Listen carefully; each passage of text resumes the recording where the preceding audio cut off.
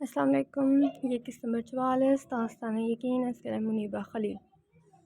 انم خیام کے جل جانے کی وجہ سے ابھی بھی اس سے بات نہیں کر سکی تھی۔ خیام واقعی کافی جلدی میں تھا تو منہا کے کھانے کھاتے ہی اسے لیتا نکل گیا۔ انم ان دونوں کے جانے کے بعد اکیلی دیواروں کو تکتے رہتی تھی۔ وہ کھلی ہوا میں سانس لینا چاہتی تھی۔ خیام اسے سمندر کنارے لے کے جاتا ضرور تھا، مگر اس نے کبھی اسے سمندر کنارے چلنے کا نہیں کہا تھا، جس پہ وہ کبھی گاڑی میں انتظار کر لیتی تو کبھی ہوٹل ٹیبل پہ بیٹھی ہوتی۔ خیام منہا کو سکول چھوڑ کے خود آفس آ گیا۔ اس کا ذہن اس بات میں اٹکا تھا جس کے بارے میں انم بات کرنا چاہتی تھی۔ وہ صبح پہلے تو بھول گیا، مگر پھر منہا کے ساتھ سکول کے لیے نکلتے اسے انم کی بات یاد آئی، مگر پھر بعد میں بات کرنے کا سوچتے وہ چپ چاپ نکل گیا۔ مومنہ جو پانی لینے کے لیے اٹھی تھی، کچھ سوچتے اسٹڈی میں آئی، جہاں جانی ہوش و حواس سے بیگانہ سو رہا تھا۔ لیپ ٹاپ پاس کھلا پڑا تھا، جس کا مطلب تھا موصوف کام کرتے کرتے ہی سو گئے۔ مومنہ اس کا خیال کرتے روم سے کمبل لاتے جانی پہ دیا۔ جانی اس کے کمبل دینے پہ اٹھ گیا۔ اٹھیں، کمرے میں چل کے سو جائیں۔ مومنہ جانی کو آنکھیں کھولتے دیکھ کے بولی۔ جانی نے اسے بھی اپنے ساتھ کمبل میں قید کر لیا۔ خاموشی سے سو جاؤ ورنہ میں بالکل بے لحاظ نہیں کروں گا، جانی مومنہ کو مزاحمت کرتے دیکھ بولا۔ وہ خود ڈبل سیٹر صوفے پہ لیٹ چکا تھا اور مومنہ اس کے ساتھ کم اور اوپر زیادہ تھی۔ مومنہ جانی کی دھمکی پہ جلدی سے آنکھیں بند کر لی۔ جانی بھی مسکراتے سونے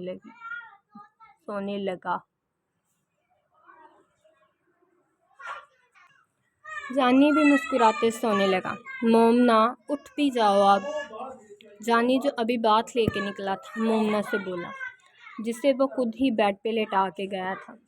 صبح اٹھتے ہی اس نے سب سے پہلے مومنہ کو کمرے میں لا کے لٹایا تھا اور پھر خود فریش ہونے چلا گیا۔ مومنہ نیند کی اس قدر دیوانی تھی کہ اس کے اٹھا کے کمرے میں لانے پہ بھی نہیں ہلی۔ مومنہ، جانی غصے سے بولا، جس پہ مومنہ نے جمائی لیتے اٹھنا ہی بہتر سمجھا۔ جلدی سے فریش ہوتے نیچے آؤ، میں کھانا بنا رہا ہوں تب تک۔ جانی مومنہ کو غصے سے بولا، کیونکہ اس کی بیوی پیار کی بات نہیں سمجھتی تھی۔ مومنہ جانی کی بات پہ منہ بناتے الماری سے کپڑے نکالتے واش روم چلے گئی، جس پہ جانی بھی پرسکون ہوتے نیچے آ گیا اور کھانا بنانے لگا۔ اس نے کسل مندی سے آنکھیں کھولتے آس پاس دیکھا تھا۔ وہ تو اپنی گرل فرینڈ سے ملنے جا رہا تھا، تو وہ یہاں کیسے آیا؟ اس شخص نے آس پاس نظریں دوڑائیں، جہاں وہ کسی چیئر سے بندھا ہوا تھا۔ اس کے ہاتھ اور پاؤں کسی رسی سے باندھے گئے تھے۔ اس کے منہ پہ بھی ٹیپ لگی تھی۔ نہ تو وہ ہل جل سکتا تھا اور نہ ہی کسی کو آواز دے سکتا تھا۔ وہ تو اسی بات میں اٹکا تھا کہ وہ یہاں کیسے آیا اور اسے یہاں کون لایا۔ وہ ابھی مزید انہی سوچوں میں غرق رہتا جب کوئی دروازہ کھولتے اندر داخل ہوا۔ اس کے پیچھے ہی ایک اور شخص اندر آیا۔ خیام الیگزینڈر کو دیکھتے اس کے لیے چیئر رکھی جس پہ الیگزینڈر نے بیٹھتے اس شخص کو دیکھا، جو ان کو دیکھتے ہی سمجھ گیا تھا کہ اس کی موت اب پکی ہے۔ خیام نے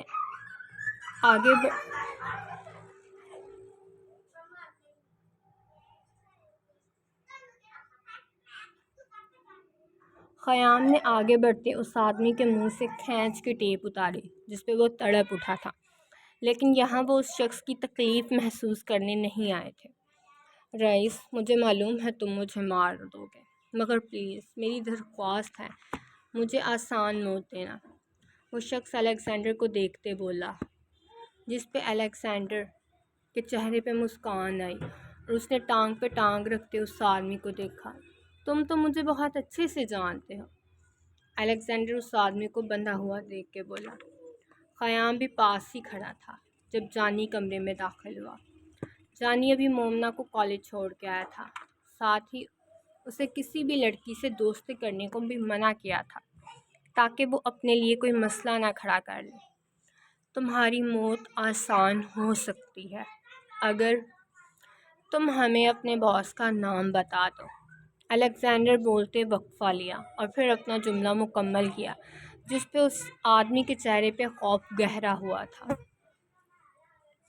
نہیں پلیز، اگر میں نے تمہیں اس کے بارے میں بتا دیا ہے تو وہ میرے بچوں کو جان سے مار دے گا، وہ شخص روتے بولا۔ الیگزینڈر پہ اس کے آنسوؤں کا کوئی اثر نہیں ہوا۔ اگر تم نہیں بتاؤ گے تو تم اور تمہارے بچے دونوں ہی جان سے جائیں گے۔ خیام غصے سے اس آدمی کو بالوں سے پکڑتے گردن پیچھے کو کرتے بولا، جس پہ اس کے چہرے پہ درد کے تاثر ابھرے تھے۔ خیام اسے اس قدر درد ہو کہ یہ سچ بولنے پہ مجبور ہو جائے۔ الیگزینڈر وہاں سے اٹھتے بولا، کیونکہ اسے آج کمپنی بھی جانا تھا اور وہاں سے مال کی سائٹ دیکھنی تھی۔ خیام الیگزینڈر کی بات پہ ہاں میں سر ہلایا۔ جانی الیگزینڈر کے ساتھ ہی باہر کو بڑھا اور اس کے پیچھے ہی اس کے آفس میں داخل ہوا۔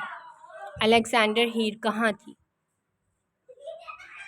جانی الیگزینڈر کو اپنی چیئر پہ بیٹھتے دیکھ کے بولا۔ الیگزینڈر نے آئی برو اٹھاتے اسے دیکھا، جو اس کے سامنے کھڑا سوال کر رہا تھا۔ یہ تم ہیر سے ہی پوچھنا، وہ زیادہ بہتر جواب دے گی۔ الیگزینڈر جانی کو دیکھتے واپس سے فائل کھول لی۔ جانی اس کے جواب پہ پیچھو تاب کھا کے رہ گیا۔ اب جاؤ اپنا کام کرو اور ہیر کو تنگ کرنے کی ضرورت نہیں۔ الیگزینڈر جانی کو وہاں کھڑے دیکھ کے بولا، جس پہ وہ الیگزینڈر کو گھورتے باہر چلا گیا۔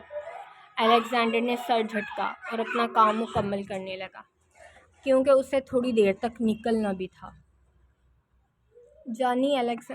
الیگزینڈر جانی کے جانے کے بعد تھوڑی دیر تک تو کام کرتا رہا، لیکن اچانک نظر فون پہ جانے پہ اس نے جلدی سے گارڈ کو واپس کال کی، جو فوراً سے اٹھا لی گئی۔ کال کیوں کی تھی؟ الیگزینڈر اپنی چیزیں سمیٹتے بولا۔ دوسری جانب گارڈ کو بھی یاد آ گیا کہ اس نے لیل کے کہنے پہ کال کی تھی۔ جی سر، وہ میم نے کہا تھا کال کرنے کو، میں ابھی ان سے بات کرواتا ہوں، گارڈ جلدی سے بولا اور دروازہ ان لاک کرتے اندر آیا، جہاں سامنے ہی لیل لان میں کھڑی تھی۔ لیکن گارڈ کو دیکھتے ہی وہ خود ہی چلتی دروازے تک آ گئی۔ تم نے مجھے گھر کی چابی نہیں دی؟ لیل گارڈ سے فون لیتے غصے سے بولی۔ گارڈ باہر چلا گیا، کیونکہ اگر یہاں موجود رہتا تو الیگزینڈر اس کی جان لینے میں گریز نہیں کرتا۔ الیگزینڈر جو جلدی میں نکلنے والا تھا، لیل کی آواز سنتے ہی واپس بیٹھ گیا۔ ساتھ چہرے پہ مسکان اور پریشانی ایک ساتھ تھی۔ لیل، آپ کا اپنا فون کہاں ہے؟ الیگزینڈر لیل سے بولا، ساتھ پریشانی بھی تھی۔ وہ تو تمہاری گاڑی میں ہی رہ گیا تھا، لیل منہ بناتے بولی، ساتھ ہی گلاب کے پھول کو بھی چھوتے دیکھ رہی تھی۔ میں کسی کو بھیجتا ہوں، وہ آپ کو فون اور گھر کی چابی پہنچا دیتا ہے۔ الیگزینڈر لیل سے بولتے ہی ساتھ خود بھی اٹھ پڑا۔ لیل نے ہاں میں سر ہلایا، جیسے الیگزینڈر اسے دیکھ رہا ہو۔ لیل، آپ تب کی باہر بیٹھی ہیں؟ الیگزینڈر ذرا غصے سے بولا، ساتھ ہی لیل کو بھی اس پہ غصہ آیا تھا۔ جی ہاں، اور تمہیں کون سا کسی کی کال اٹھانے کی فرصت ہوتی ہے؟ کس سے باتیں کر رہے تھے تب سے، جو موبائل بزی تھا؟ لیل تفتیشی انداز میں بولی۔ الیگزینڈر لیل کے اس انداز پہ مسکرایا۔ خیام سے بات کر رہا تھا، وہ مجھے نہیں پتا تھا کہ گارڈ کے موبائل سے آپ کی کال کر رہی ہیں۔ الیگزینڈر جانی کے کمرے میں داخل ہوتے لیل سے بولا۔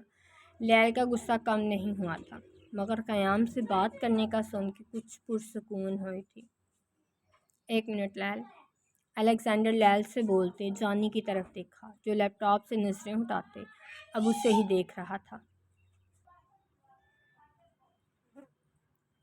جانی، خود جاؤ یا کسی گارڈ سے کہو میرے گھر کی چابی دے آئے، اور ساتھ ہی فون بھی۔ الیگزینڈر فون جانی کے ٹیبل پہ رکھتے بولا، جو وہ ابھی نکال کے لایا تھا۔ جانی نے ہاں میں سر ہلایا۔ تمہارے پاس تو میرے گھر کی چابی ہے، وہ دے دینا۔ الیگزینڈر جانی کو مزید بولتے باہر نکل گیا۔ لیل بھی دوسری طرف اس کی بات سن چکی تھی۔ کچھ دیر تک آپ کے پاس گھر کی چابی پہنچ جائے گی، الیگزینڈر وہاں سے نکلتے باہر آتے بولا۔ ساتھ ایک شخص نے الیگزینڈر کا بیگ اور بریف کیس اٹھا رکھا تھا۔ ٹھیک ہے، لیکن میں یہاں باہر بور ہو رہی ہوں، لیل الیگزینڈر سے بولی، ساتھ ہی لان میں ان پھولوں کو کیاری کے پاس بیٹھ گئی۔ اب آپ مجھ سے اتنی دور ہیں تو میں آپ کی انٹرٹینمنٹ کے لیے کچھ کر بھی نہیں سکتا۔ الیگزینڈر گاڑی کا دروازہ بند کرتے بولا، ساتھ ہی ڈرائیور نے گاڑی سٹارٹ کی۔ آج الیگزینڈر کی صرف ایک ہی گاڑی سڑک پہ چل رہی تھی، کیونکہ آج وہ گارڈ ساتھ نہیں لایا تھا، جو اس کی اپنی مرضی تھی۔ ویسے تم مجھے بتا کیوں نہیں دیتے کہ تم مافیا میں کیوں آئے تھے؟ لیل اسی پھول کو دیکھتے بولی۔ الیگزینڈر جان گیا تھا کہ اس کی بیوی جس چیز کے پیچھے ایک دفعہ پڑ جائے تو اس کی جان نہیں چھوڑتی۔ لیل، اگر میں اس ٹاپک پہ بات نہ کرنا چاہوں تو… الیگزینڈر جو گاڑی کی بیک سے ٹیک لگا کے بیٹھا تھا لیل کی بات پہ بولا۔ تو بھی مجھے جاننا ہے، لیل ضدی لہجے میں بولی۔ الیگزینڈر اسے گھور بھی نہیں سکتا تھا۔ لیل، الیگزینڈر بے چارگی سے بولا۔ دوسری طرف لیل اس کے اس طرح اپنا نام دینے پہ مسکرائی۔ اچھا، ابھی مت بتاؤ، مگر بعد میں تمہیں بتانا پڑے گا، لیل دریا دلی سے بولے۔ الیگزینڈر صرف اپنا سر ہی نہ ہلا سکا کہ اس کی بیوی کا کچھ نہیں ہو سکتا۔ بہت کرم نوازی ہے آپ کی اس بندہ نہ چیز پہ، الیگزینڈر دانت پیستے بولا۔ لیل دوسری طرف کھلکھلائی۔ اچھا، میں سوچ رہی تھی قیام اور انم کی دعوت کریں، لیل الیگزینڈر سے بولی۔ ہاتھ اس پھول پہ ہی تھے جس سے نہ جانے وہ کیا نکالنا چاہتی تھی۔ مجھے کوئی مسئلہ نہیں، آپ جب چاہیں انہیں انوائٹ کر لیں، لیکن کھانا تو تم ہی بناؤ گے نا، اس لیے پوچھا ہے۔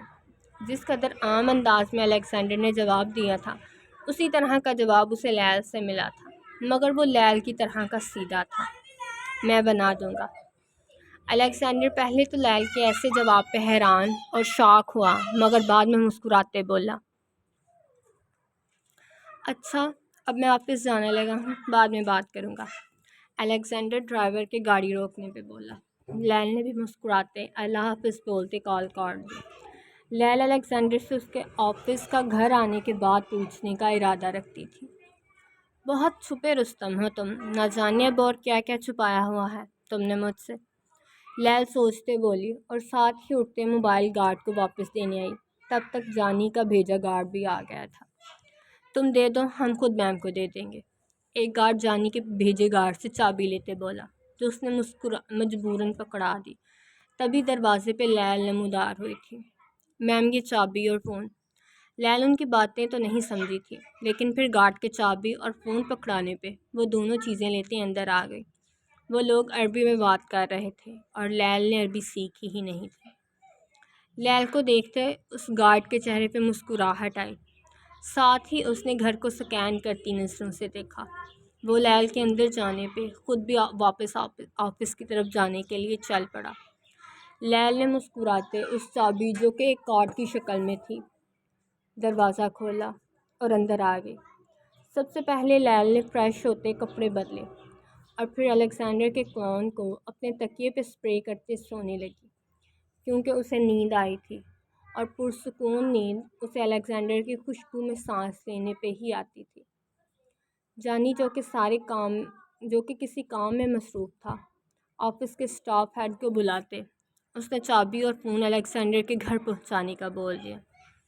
اسٹاف ہیڈ نے وہ فون اور چابی ایک گارڈ کو دی اور ساتھ ہی الیگزینڈر کے گھر کا پتہ، جس پہ وہ گارڈ دونوں چیزیں لیتے لیل کو دینے آ گیا۔ اپنی مراد یوں پوری ہو جانے پہ وہ بے انتہا خوش تھا۔ سر، آج کارز کی ڈیوٹی بھی بدلنی ہے، ہیڈ اسٹاف جانی سے بولا، جو کس کام میں مصروف تھا۔ اس دفعہ اپنی مرضی سے جسے چاہو بھیج دو، جانی مصروف انداز میں بولا، جس پہ ہیڈ اسٹاف چلا گیا اور کچھ گارڈز کی لسٹ بنا لی جنہوں نے اس ہفتے ان لڑکیوں کی سیکیورٹی فورس کے طور پہ ہاسٹل کی نگرانی کرنی تھی۔ سر، آپ یہ لسٹ ایک دفعہ، ہیڈ اسٹاف وہ لسٹ جانی کو دیکھنے کے لیے بولا، جس پہ شہزاد کا نیٹ ورک ہیک کرتے جانی نے اسے غصے سے گھورا۔ Can you not see that I am busy? If you have any problem in seeing your surroundings, you can hire a doctor for yourself. جانی انتہائی غصے سے بولا، جس پہ ہیڈ اسٹاف معذرت کرتے چلا گیا۔ جانی پھر سے اپنے کام میں مصروف ہو گیا۔ جانی انجان تھا کہ ایک کام کو مکمل کرنے کی کوشش میں اس نے کتنی بڑی غلطی کر دی ہے۔ ہم اکثر کسی ایک کام پہ مکمل فوکس کر دیتے ہیں اور باقی چیز پہ دھیان ہی نہیں دیتے، جس کی وجہ سے ہم خسارے میں رہ جاتے ہیں۔ ہماری زندگی میں موجود ہر کام کو ہماری انٹینشن کی ضرورت ہوتی ہے، جو دینا ہمارا سب سے بڑا فرض ہے۔ ہر کام کو اس کے حساب سے توجہ دینا ضروری ہے، اور یہ چیز انسان کی سمجھ میں آنا اس سے بھی زیادہ ضروری ہے۔ اور یہ چیز صرف کام کے معاملے میں نہیں ہے بلکہ انسانوں کے معاملے میں بھی ہے۔ ہر رشتے کو بھی ہماری توجہ کی ضرورت ہوتی ہے، چاہے وہ کتنا بھی معمولی کیوں نہ ہو۔ ہر رشتہ توجہ اور احترام کا حامل ہوتا ہے تاکہ بعد میں ہم کسی خسارے اور نقصان کی طرف نہ چل پڑیں۔ لیکن یہاں تو کوئی نہیں ہے۔ مومنہ جو پین کے بولنے پہ کوئی اسے بلانے آیا ہے باہر آئی، مگر وہاں کسی کو بھی موجود نہ دیکھ کے بولی جب ایک طرف سے عمر باہر آیا۔ مومنہ عمر کو دیکھ کے آہستہ آہستہ پیچھے قدم اٹھانے لگی، ساتھ آنکھوں سے آنسو بھی جاری ہو چکے تھے۔ مومنہ، اگر آج تم مجھ سے ملے بغیر گئی تو میں کبھی تم سے نہیں ملوں گا۔ عمر مومنہ کو رکتے نہ دیکھ بولا، جب مومنہ عمر کی بات پہ وہیں رک گئی۔ مومنہ کے رکنے پہ عمر ہلکا سا مسکراتے مومنہ کے پاس آیا۔ بھائی کی جان، بھائی کو معاف کر دو، میں مانتا ہوں مجھ سے غلطی ہوئی، اور اب تو میں نے ہیر سے بھی معافی مانگ لی اور اس نے مجھے معاف بھی کر دیا۔ عمر مومنہ کے ہاتھ تھامتے بولا، جو رو رو کے تھکتی بھی نہیں تھی شاید۔ ہیر نے آپ کو واقعی معاف کر دیا؟ مومنہ عمر کو دیکھتے نرم آواز میں بولی۔ جب عمر نے اسے گلے سے لگایا، جی بھائی کی جان، معاف کر دیا، اور وہ آپ کی بھابھی ہے، ہیر نہیں۔ وہ مومنہ کے آنسو صاف کر دے بولا۔ مومنہ اس کی بات پہ مسکرائے، وہ بھابھی بولنے پہ برا مان جائے گی۔ مومنہ عمر کو دیکھتے بولی، عمر جانتا تھا وہ بالکل ٹھیک کہہ رہی ہے۔ اچھا، تو کل ہیر آپ کے پاس ہی تھی اور ابھی بھی وہ آپ کے ساتھ ہے؟ مومنہ عمر کو دیکھتے بولی، جو سمجھ نہیں سکا تھا کہ کیا جواب دے۔ ہاں، کل وہ میرے ساتھ ہی تھی، مگر اب وہ میرے ساتھ نہیں ہے۔ عمر نظریں چراتے بولا، جس پہ مومنہ نے اس کا چہرہ ہاتھوں میں تھامتے اس کی آنکھوں میں دیکھا۔ تو اب کہاں ہے وہ؟ مومنہ عمر کو دیکھتے پریشانی سے بولی، جس پہ عمر نے مومنہ سے نظریں چرائیں۔ وہ اب اپنے اپارٹمنٹ پہ ہیں۔ عمر کے بولنے پہ مومنہ نے اسے دیکھا جو اس سے نظریں چرا رہا تھا۔ وہ آپ کے ساتھ کیوں نہیں ہیں؟ مومنہ عمر سے بولی، جس پہ عمر نے خود کو کمپوز کرتے مومنہ کو دیکھا۔ وہ انشاءاللہ ایک دن میرے ساتھ ہی ہوگی، تم اپنی بتاؤ، تم خوش ہو؟ عمر اسے اپنے ٹاپک سے ہٹانے کے لیے بولا۔ مومنہ نے عمر سے اس کی آنکھوں میں دیکھتے ہی جواب دیا، جی میں خوش ہوں، جانی میرا بہت خیال رکھتے ہیں۔ اچھا، اگر وہ کبھی کچھ کہے تو مجھے بتانا، تمہارا بھائی پولیس میں ہے، اس کے دانت توڑ دے گا۔ عمر اپنی پولیس کی وردی کا روب ڈالتے بولا، جس پہ مومنہ نے عمر کو دیکھا۔ اور اگر انہوں نے آپ کے دانت توڑ دیے تو؟ مومنہ دلچسپی سے بولی، جس پہ عمر نے اسے گھورا تو وہ جلدی سے سیدھی ہوئی۔ نہیں، میں تو ویسے ہی کہہ رہی تھی، مومنہ جلدی سے بولی، جس پہ عمر مسکرایا۔ بھائی کی پیاری اور معصوم سی جان، عمر پیار سے مومنہ کو دوبارہ گلے لگاتے بولا، جس پہ مومنہ کو بھی کچھ یاد آیا تھا۔ بالو، آپ ان کو بولو ہاں مجھے بیبی لا دیں، وہ میری نہیں سنتے۔ مومنہ یوں ہی گلے لگے بولی، جس پہ عمر اس کی بات پہ حیران تھا۔ میں نے بولا بھی تھا مجھے بیبی پسند ہے، پھر بھی نہیں۔ پہلے بھی ایک دن مجھے لگا میں ماما بننے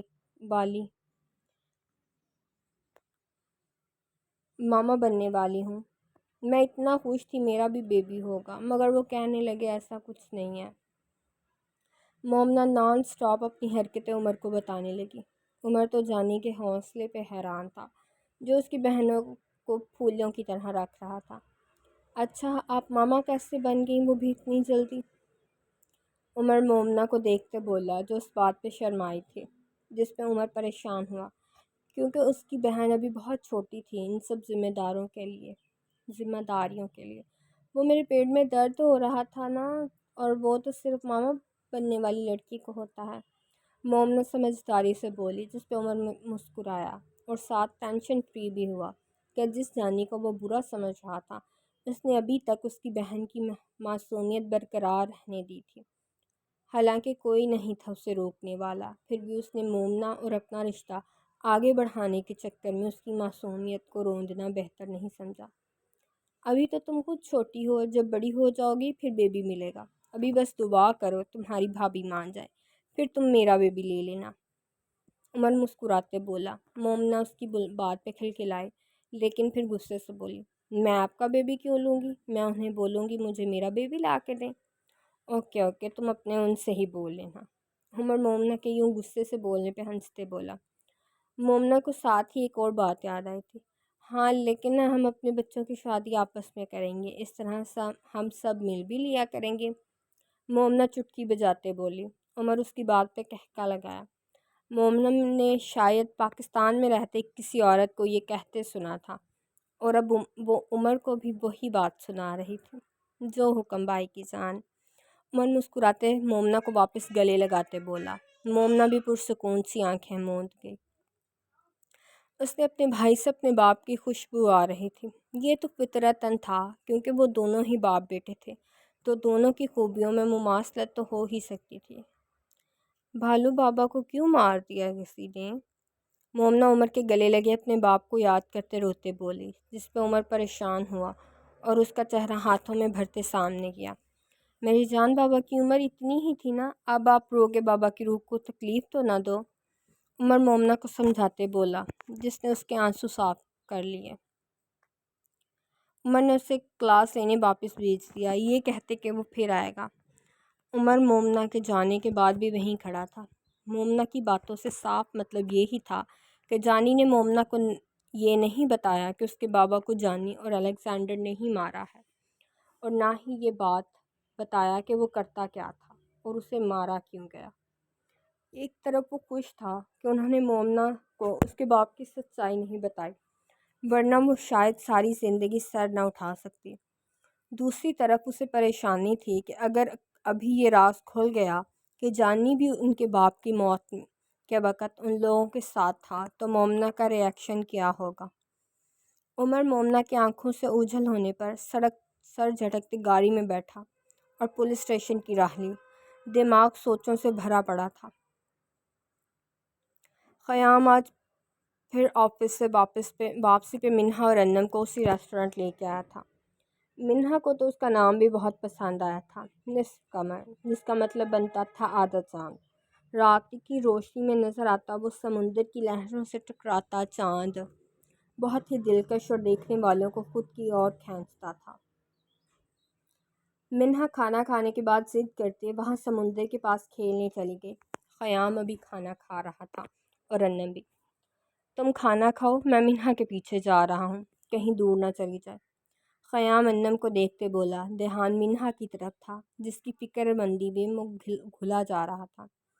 خیام کے جانے کے بعد انم نے ان دونوں کی طرف دیکھا جو سمندر پہ پیدل چل رہے تھے۔ منہا خیام کے ساتھ کھیل رہی تھی۔ انم سوچوں میں گم تھی کہ کیا احمد اس کی بیٹی کے لیے اچھا باپ بن سکتا تھا؟ وہ جو ایک اچھا بیٹا اور ایک اچھا شوہر بھی نہ بن سکا ہو، تو اس نے اپنی بیٹی سے بھی محبت نہیں کرنی تھی۔ انم ابھی انہی سوچوں میں گم تھی۔ احمد اس کے پاس آ بیٹھا، جس پہ اس نے چونک کے اپنے پاس دیکھا، جہاں اس کا محبوب شوہر بیٹھا تھا۔ کیا حال ہے اور میری بیٹی کیسی ہے؟ احمد مسکراتے بولا۔ انم کو اپنا وہم سچ ہوتے لگا۔ مجھ سے اور میری بیٹی سے تمہارا کوئی تعلق نہیں۔ انم غصے سے ٹیبل پہ ہاتھ مارتے بولی۔ احمد مسکراتے اس کے پاس ہوا۔ میرا ہی تو سب سے بڑا تعلق ہے، اگر میں عدالت میں کیس کروں تو بچہ مجھے ہی ملے گا۔ احمد جس اطمینان سے بولا تھا، انم سمجھ گئی وہ کسی وکیل سے بات چیت کر کے آیا ہے۔ اچھا، اور عدالت کے لیے پیسہ کہاں سے آئے گا؟ کیونکہ ہماری آخری چند ملاقاتوں میں تو تم نے مجھے پیسوں کی وجہ سے ہی چھوڑا تھا۔ انم چپتے لہجے میں بولی۔ احمد اسے دیکھتے مسکرایا۔ وہی تو کہہ رہا ہوں، اب تمہارے پاس پیسہ ہے، تم وہ پیسہ اور میری بیٹی لے کے آ جانا، ہم دونوں شادی کر لیں گے۔ میں جانتا ہوں تم ابھی بھی مجھ سے محبت کرتی ہو، اور ہم دونوں کو تو اب کوئی مسئلہ بھی نہیں ہوگا۔ احمد انم کے ہاتھ پہ ہاتھ رکھتے بولا۔ خیام، جس نے دور سے ہی یہ منظر دیکھا تھا، کھولتے ہوئے اندر ریسٹورنٹ میں آیا، جہاں انم اور وہ انجان آدمی بیٹھے تھے۔ اچھا، اور کل کو وہ پیسہ ختم ہو جائے گا، تم پھر مجھے اور میری بیٹی کو چھوڑ دینا۔ جسٹ واو! انم اس سے اپنا ہاتھ چھڑواتے تالی مارتے بولی۔ اب احمد نے پینترا بدلنا ہی بہتر سمجھا، کیونکہ وہ جانتا تھا انم اس سے واقعی ابھی تک محبت کرتی ہے۔ انم پلیز مجھے معاف کر دو نا، میں تمہارے لیے اور ہماری بیٹی کے لیے ایک اچھا باپ ثابت ہوں گا، یہ میرا وعدہ ہے تم سے، مجھے صرف ایک موقع دو۔ معاف کرنا میری فطرت میں نہیں ہے۔ ہر گناہ اور غلطی کی ہمیشہ سزا ہوتی ہے، معافی نہیں۔ انم سامنے کھڑے احمد کو دیکھتے بولی، جو کہ احمد سے کچھ فاصلے پہ کھڑا تھا مگر ان کی باتیں واضح سن سکتا تھا۔ انم نے اس کے کھڑے ہونے کا کوئی نوٹس نہیں لیا تھا اور احمد کو مزید سنانے لگی، لیکن اللہ بھی تو اپنے بندوں کو معاف کر دیتا ہے، میں بھی تو شرمندہ ہوں اور مجھے اپنی غلطی کا احساس ہے۔ احمد اپنی باتوں میں وزن لانے کے لیے اللہ کا نام استعمال کیا، جس پہ انم تلخی سے مسکرائی۔ پہلی بات میں خدا نہیں، اور دوسری یہ کہ اللہ کے سب سے پہلے بندے حضرت آدم علیہ السلام تھے، ان سے بھی غلطی ہوئی تھی اور انہیں بھی اپنی غلطی کا احساس ہو گیا، مگر انہیں بھی سزا دی گئی، انہیں بھی زمین پہ اتار دیا گیا، انہیں بھی پہلے سزا دی گئی اور پھر معافی، اور معافی کی بھی شرط تھی کہ وہ زمین میں ہی بسیں گے۔ غلطی ہو یا گناہ، ان کی ہمیشہ سزا ہوتی ہے، پھر معافی۔ احساس گناہ یا احساس غلطی کافی نہیں ہوتا۔ انم کی باتوں نے احمد کی زبان تالو سے چپکا دی تھی، کیونکہ اس نے ثبوتوں کے ساتھ اپنی بات کو واضح کیا تھا، تو وہ کیسے اسے جھٹلا دیتا۔ انم کی باتیں 100% سچ تھیں۔ تم نے مجھے چھوڑا اور میں لیل کے سہارے آ گئی، اور اگر میں انم کی طرح سوچتی تو تمہیں معاف کر دیتی، مگر میں لیل کی سوچ لی ہے، وہ معاف نہیں کرتی، چاہے سامنے اس کی اپنی ماں کیوں نہ ہو۔ یہ باتیں اور سب کچھ لیل کی اپنی سوچ ہے، اور اس میں مجھے ذرا بھی کچھ غلط نہیں لگتا۔ مجھے امید ہے اب تم میرے رستوں میں نہیں آؤ گے، اور میرا شوہر تمہارے پیچھے کھڑا ہماری باتیں سن چکا ہے، تو اس کے نام سے مجھے دھمکانا بیوقوفی ہے۔ انم وہاں سے اٹھتے بولی۔ خیام اس کی باتوں پہ احمد کو گھورا تھا۔ ایک اور بات، منہا اب میری نہیں، اپنے بابا کی بیٹی ہے، تو ان سے تو تم منہا کو لے نہیں سکتے۔ ویسے جسے کافی دیر سے میری بیٹی کہہ رہے ہو، اس کا نام تو تمہیں آتا نہیں ہوگا۔ انم جانے سے پہلے رکتے احمد سے پھر بولی۔ خیام نے آگے بڑھتے انم کا ہاتھ تھاما اور احمد کی طرف دیکھا، جو اسے دیکھتے ہی اٹھ گیا تھا۔ میری بیٹی اور بیوی سے دور رہنا، ورنہ میں تمہیں عمان میں رہنے کے قابل نہیں چھوڑوں گا۔ خیام اسے دیکھتے غصے سے بولا، اور منہا اور انم کو لیتے وہاں سے چلا گیا۔ کتنا یقین اور مان تھا خیام کے لہجے میں، میری بیوی اور میری بیٹی، اور وہ حق پہ تھا، کیونکہ اگر وہ دونوں ہی منہا اور انم کو آواز دیتے تو وہ دونوں خیام کی طرف ہی جاتی، کبھی بھی احمد کی طرف نہ آتی۔ احمد نے انہیں دیا ہی کیا تھا، نہ کوئی یقین، نہ کوئی اپنا ہونے کا مان۔ اسے واقعی اپنی بیٹی کا نام ہی نہیں آتا تھا، وہ تو بس ایک کشش کی وجہ سے منہا کو اپنے پاس چاہتا تھا، ورنہ اس کے دل میں ذرا بھی محبت نہیں تھی۔ جب کبھی وہ کشش ختم ہو جاتی تو وہ منہا کے ساتھ بھی شاید اس کی ماں کی طرح کا سلوک کرتا۔ انم کو بھی جب اس نے پہلی دفعہ دیکھا تھا، اسی طرح اس میں بھی اس نے کشش محسوس کی تھی، اسی طرح اسے پانے کے لیے وہ پاگل ہوا تھا۔ احمد کو وہ پہلی ملاقات یاد آئی۔ یار رک بھی جاؤ، نیلم نیلم، انم غصے سے بولتے ہی کسی کو آوازیں دے رہی تھی۔ وہی لڑکیوں کی بس کے پاس کھڑا احمد انم کو دیکھتے ہی رہ گیا۔ صاف شفاف رنگ، ذرا صحت مند سی وہ لڑکی، جس نے گولڈن کلر کی فراک اور ساتھ گولڈن ہی ٹراؤزر پہن رکھا تھا، گلے میں ایک اسٹالر تھا، بالوں کی فرنچ پونی بناتے انہیں سامنے کندھے پہ ڈالا تھا، جو اس کی خوبصورتی کو چار چاند لگا رہے تھے۔ انم کا سارا دھیان احمد کی طرف نہیں گیا تھا، وہ اپنی دوست نیلم کو ڈھونڈنے کے چکر میں پہاڑی سے نیچے جانے لگی، جب احمد بھی اس کے پیچھے آیا۔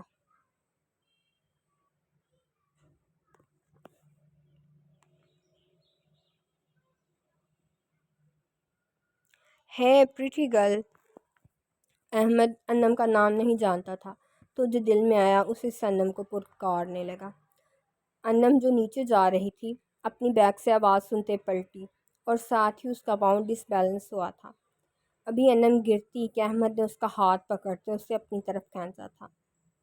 انم اگر یہاں سے گرتی تو مرتی تو بالکل بھی نہیں، لیکن چوٹیں کافی آ جاتی، کیونکہ وہ ڈھلوان نیچے کو جا رہی تھی، جس سے گرنے والا کبھی مرا تو نہیں، لیکن ہڈیاں ضرور توڑوا لیتا تھا۔ آپ ٹھیک ہیں؟ احمد انم کو دیکھتے بولا، جس پہ انم نے دھک دھک کرتے دل کے ساتھ آنکھیں کھولی اور سامنے کھڑی لڑکی کو دیکھا جس نے اسے پکڑا ہوا تھا۔ تیکھے سے نین نقش اور ان پہ سابنا سا رنگ اس پہ جچ رہا تھا۔ انم جانتی تھی وہ لا علم نہیں ہوگا کہ اس میں ایک کشش ہے جو کسی کو بھی اس کی اور کھینچ لے۔ انم کو یوں خود کو محو دیکھ احمد خوش ہوا تھا، لیکن اس کا بازو بھی درد کر رہا تھا، تو انم کو سیدھا کرتے کھڑا کیا اور ساتھ ہی اس ڈلوان سے اس طرف لے آیا۔ تھینک یو، اگر آپ نہ ہوتے تو آج میری ہڈی پسلی ضرور ٹوٹ جاتی، انم مسکراتے بولی۔ احمد نے ساتھ ہی اللہ نہ کرے کہا تو انم کو نہ جانے کیوں خوشی سی ہوئی تھی۔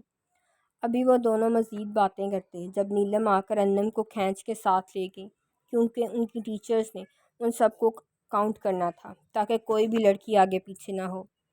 جتنے دن انم وہاں مری میں رہے، احمد انم اور اس کے فرینڈز کے پیچھے پیچھے ہی رہا۔ وہ انم جسے کبھی کسی مرد ذات نے اپنی اٹینشن نہیں دی ہی نہیں تھی، وہ احمد کے اس قدر آگے پیچھے پھرنے پہ خود کو ہواؤں میں محسوس کرنے لگی۔ وہ خود کو کسی فیری ٹیل کی پری اور احمد کو وہاں کا پرنس سمجھنے لگی تھی۔ حقیقت ہمیشہ ہماری سوچوں کے برعکس ہوتی ہے۔ انم ہمیشہ سے لیل سے صرف اس لیے نفرت کرتی آئی تھی کیونکہ ہمیشہ ان کی زندگی میں آنے والا ہر مرد لیل کو توجہ دیتا، جیسے سب سے پہلے اس کے بابا، پھر اس کے چاچو کا بیٹا حماد بھی تو لیل کے آگے پیچھے گھومتا تھا۔ ان سب میں ایک نام الیگزینڈر کا بھی تو تھا جو ان کی ماما کی دوست کا بیٹا تھا۔ وہ لیل کے لیے روز چاکلیٹس لاتا، اس کے نخرے اٹھاتا۔ انم کی طرف تو اس نے کبھی دیکھا بھی نہیں تھا۔ انم کا ماننا تھا کہ وہ حق پر ہے، انم کو اس سے نفرت ضرور کرنی چاہیے، اور وہ اس بات پہ دل سے قائم بھی تھی۔ لیکن انم نے شاید ایک بات نہیں سنی تھی کہ کسی دوسرے کی خوشیاں دیکھ کے حسد مت کیا کریں، کیونکہ آپ نے ان کے حصے کے غم بھی نہیں دیکھے۔ انم اگر لیل کے حصے میں آئے غم دیکھ لیتی تو شاید کبھی لیل سے حسد نہیں کرتی، مگر انسان کسی کے دل کے حال جان ہی نہیں پایا تو انم بھی تو انسان ہی تھی۔ جی تو یہ تھا 44 والا ایپیسوڈ، امید ہے یہ بھی آپ کو پسند آئے گا۔ اور وائی فائی کے ایشو کی وجہ سے میں لاسٹ ٹائم قسط نہیں دے سکی تھی، تو اس کے لیے دل سے معذرت، and hope so you are enjoying the novel, and please take care of your yourself حافظ۔